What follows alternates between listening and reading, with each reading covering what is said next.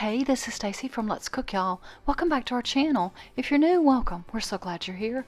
We hope you'll enjoy the content on our channel and get some meal ideas from our weekly What's for Dinner, and you'll consider hitting that red subscribe button.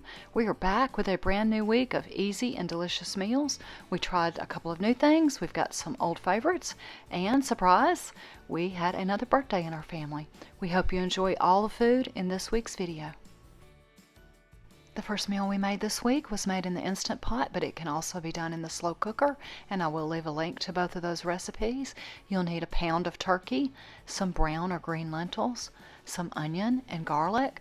I did substitute broth instead of the water that the recipe called for. You'll need tomatoes and tomato sauce, and most people would add green chilies, but I left them out.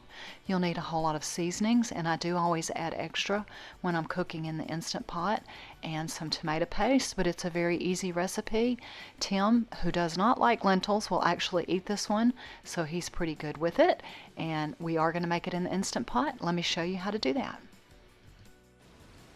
We want to set the saute mode going on the Instant Pot until we can feel the heat, and then we will add some oil. We want it shimmering so that we can add that meat, and then add the diced yellow or white onions, and we're going to start browning the meat and the onions.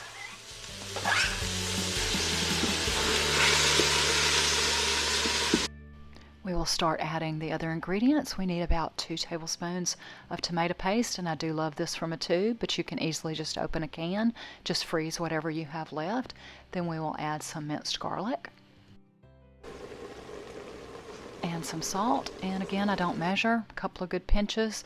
I do think you need more seasonings when you're cooking under pressure in an Instant Pot. Some garlic powder and onion powder. We want to let all these spices toast and permeate the meat. We're going to add some chili powder and some cumin. And these two are my additions, some chipotle powder and some white pepper. I also added black pepper. I like both. And then it's time to add the undrained diced tomatoes and the tomato sauce. And this is where you would add the green chilies. And I made up 2 cups of beef broth using Better Than Beef bouillon, but you can use water, the rinsed lentils. I like to make sure everything is below the liquid. Anything above tends to turn out a little crunchy. Put the lid in place and make sure it's sealed.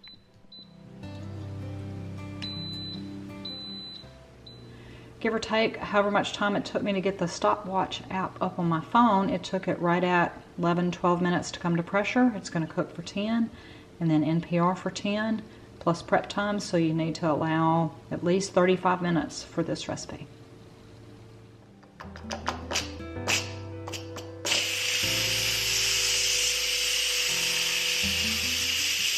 This is why you should never be scared of an Instant Pot. Once that pin drops, it's safe to open. There's no pressure in it once the pin goes down.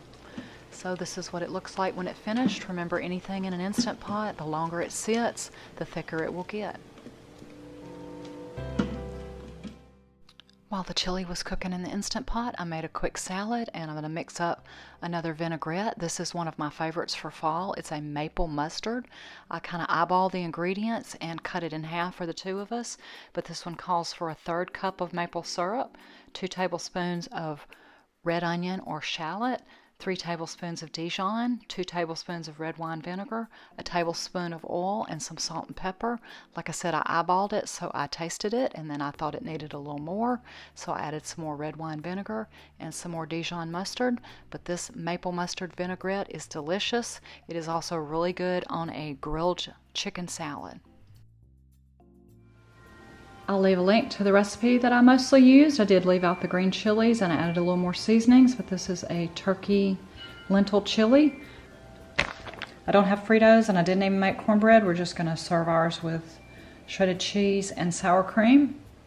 I made our salads on separate plates this time. That way Tim gets his really big pieces and I get my really finely diced. We will ladle up some chili.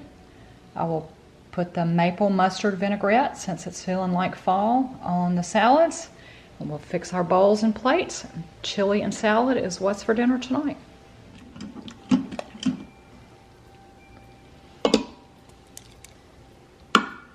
You excited?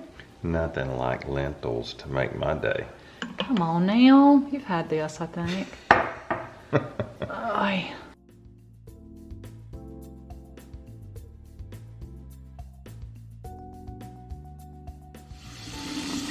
always rinse my rice, y'all.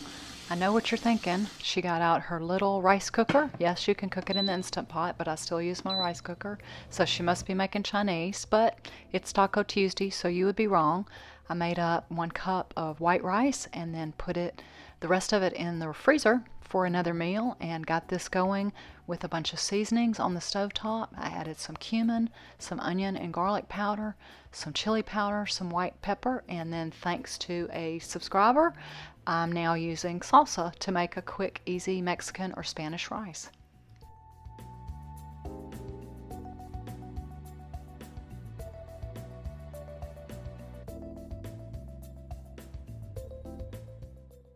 I had some avocados that I was pleasantly surprised that they looked as good as they did inside, considering they're not in season. I had to do a little happy dance and then get them out of the peels and into a bowl to make some guacamole.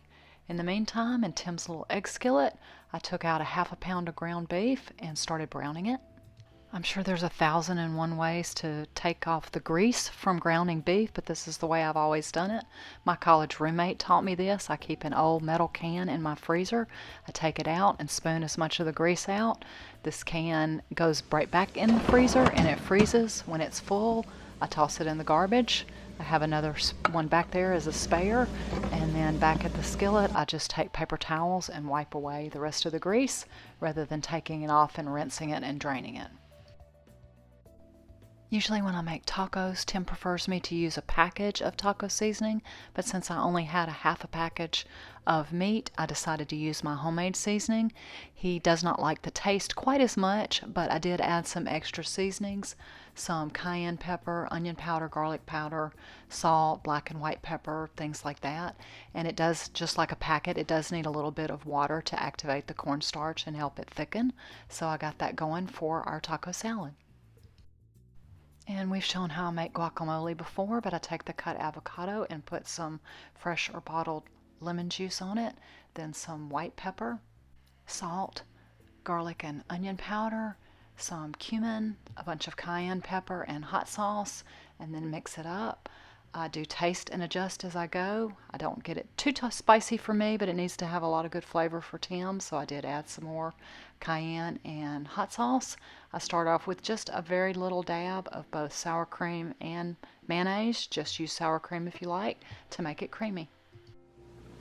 This couldn't be easier, but it is one of our favorites. We hadn't had it in a while. We're going to make big taco salads. I got tortillas out, thought Tim would want to wrap with his taco meat, but he picked a salad.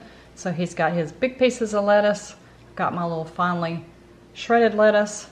I made a quick Mexican or Spanish rice, the 1/2 pound of meat, some pinto beans, homemade guac and chips, salsa and chips, avocado, and I forgot to dice up red onion. I will do that. We will make our plates.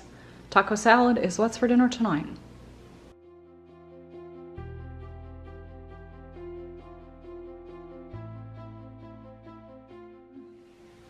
Someone who shall remain nameless is not feeling good, and he requested tomato soup and grilled cheese. That's what's for dinner tonight. For tonight's dinner, I knew I was going to make a salad, so I wanted to make a quick honey mustard vinaigrette. I know a lot of people use mason jars, but I like being able to see my ingredients. I use 2 kinds of mustard, a Dijon and a grainy, and I put equal parts mustard and honey, and then I add a little mayonnaise. I go ahead and put those in first and then whisk them all together until everything is smooth. I like adding the mayonnaise to mine because I think it makes it a little thicker and gives it a little more flavor. I use a white wine vinegar and some salt and pepper, and then lastly I whisk in the oil. Rather than measuring, I just count for 1 drop or 1 glug of vinegar. I just add 3 of oil. Tonight's meal is meat and potatoes, so needless to say, this is Tim's favorite of the week. I had 2 russet potatoes that I diced up, and then I was always taught or have learned from watching cooking shows that you store potatoes in cold water.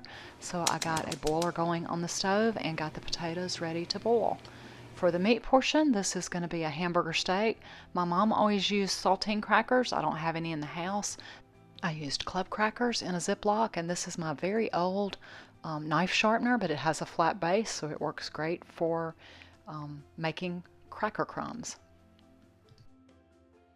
I had the other half of the pound of ground beef from making the taco salad, so we're just making a small batch of hamburger steak. The only problem with that is trying to half an egg, so I just beat it and tried to dole out half of the egg and threw the rest out.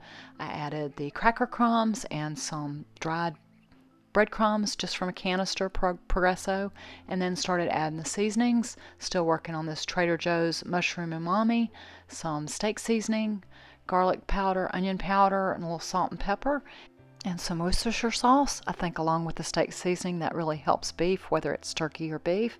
And I'm sure you could do this a better way, but the easiest way for me is to use my hands. I got it all mixed together, tried to make patties. It felt a little wet still, so I added some more breadcrumbs, and this works great for a small batch. This made 3 small hamburger patties. I got out my little small cast iron skillet, got it heated up, added a little bit of olive oil, and then swirled it around to cover everything. Started browning off the 3 hamburger steaks, or Salisbury steak, whatever you want to call them. I wanted a really thick gravy, so I diced some onions and quartered some mushrooms.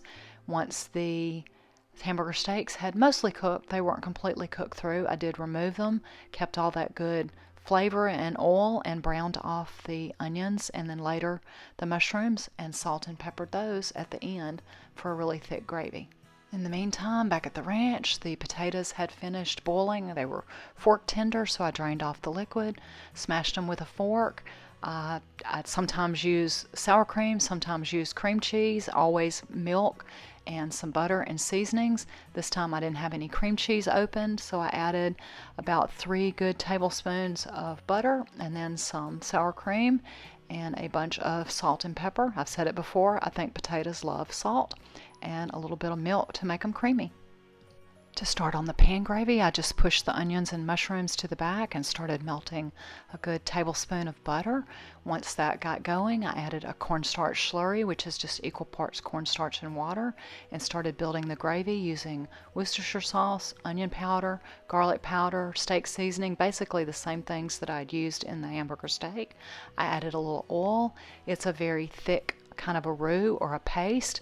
I was going to make up broth and decided to just wing it with some water, and then I decided it was a little thin, so I added some more Worcestershire, and it wasn't quite where I wanted, so I took out my better than bouillon paste and added about a half a teaspoon of the beef just to give it a thicker flavor and to make a better pan gravy or pan sauce. Got all that mixed back together, and the flour taste or the cornstarch taste cooked out, and added my hamburger steaks back in to finish cooking. Not even going to put it in pretty serving dishes and set it on the bar. We're working from the stove today. I made some quick hamburger steaks with mushroom onion gravy to go over mashed potatoes. Thought briefly about doing corn or green beans or something on the side. Decided we would just go with a big fall harvest salad with walnuts, chunks of cheddar, apple and crouton, and the homemade honey mustard that I made. We will fix our plates. Tim's pretty excited about this one. That's what's for dinner tonight. Woohoo!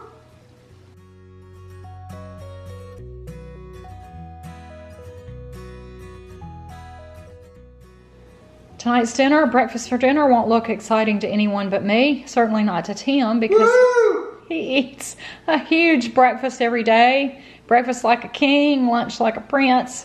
And I asked him to please have oatmeal or cereal one day so I could have breakfast for dinner. So I've done a whole roll of sausage. I found them on sale at Kroger. A bunch of eggs, also on sale at Kroger. And toasting up, I got some more to toast. Waffles I found on a buy one get one at Kroger. So a pretty cheap meal and a favorite. We both love breakfast. And That's what's for dinner tonight. Thank you very much. We had another birthday in our family this week. My niece Elizabeth celebrated her birthday. We had a very small get-together and some really easy, yummy food. We had stuff to make sandwiches out of, a bunch of chips and dip. Her sister, my other niece, put 2 great charcuterie boards together full of meats and cheeses, some dips, hummus, a whole bunch of nuts and crackers and fruits and vegetables and stuff for just pick-up food. And my sister Gail made some deviled eggs, some with paprika and some with dill. And this is my nephew Sam. He was very excited. Ooh, chicken. And Sam was right to be excited. Those chicken strips made yummy sandwiches. For dessert, my sister made strawberry cupcakes, and I purchased some little brookies.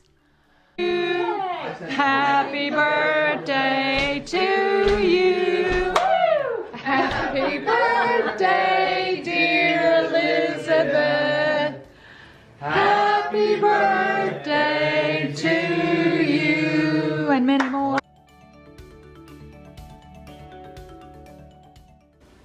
Another quick little product review. Thanks to my friend Wendy for suggesting these. We had never tried them, and oh my mercy. No wonder they're the pride of North Dakota. These Dots pretzels are amazing. They have the best flavor of any kind of pretzel or salty, savory kind of snack I have ever had. If y'all have watched here, you know I'm a huge chocoholic, but I do like something salty. And these are amazing. They're a little pricey, but we will definitely be buying these again. Thanks, Wendy. Thanks so much for stopping by and watching. Take care and have a wonderful and truly blessed day.